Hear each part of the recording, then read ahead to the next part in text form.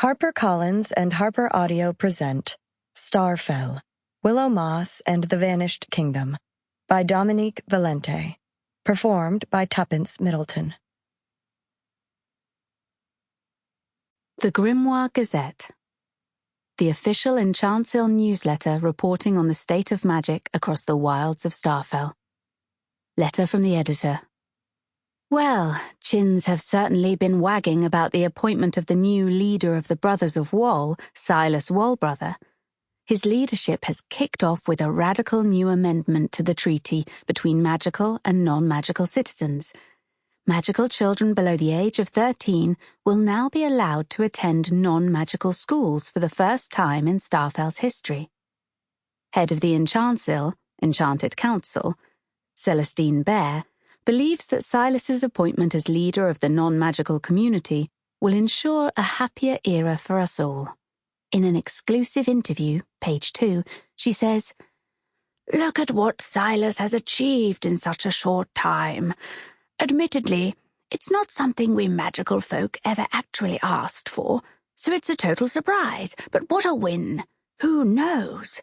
One day we may even be able to convince the brothers that a school of our own won't result in them being blown to smithereens. It's just so promising." However, our notorious 12-year-old correspondent Willow Moss disagrees. Gazette readers will no doubt be familiar with the young witch's wild stories. For example, her accusation that the very same new High Master stole a day, which conveniently no one can remember. "Silas cannot be trusted. The Enchantsill have been tricked by him somehow," she claims, adding that he is actually a wizard who wants to steal everyone's magic. Apparently, Willow discovered Silas's diabolical plan while on a trip to the realm of the undead a few months ago. "Clearly, young Willow has lost the plot," counters Bear. "Everyone knows that it is impossible to simply visit Netherfell, unless you want to lose your soul. The girl is delusional." However, some Enchantsill members were concerned by Willow's claims, as she was backed by the infamous and powerful witch, Morrig Vane. At Morrig's request, Willow was allowed to address the Enchantsill with her latest tale some months back, despite being underage, and she has been sending the Gazette a steady stream of letters about it ever since. Yet fears died down quickly after Morrig went silent on the issue. In fact, she has been missing in action for the past 3 months.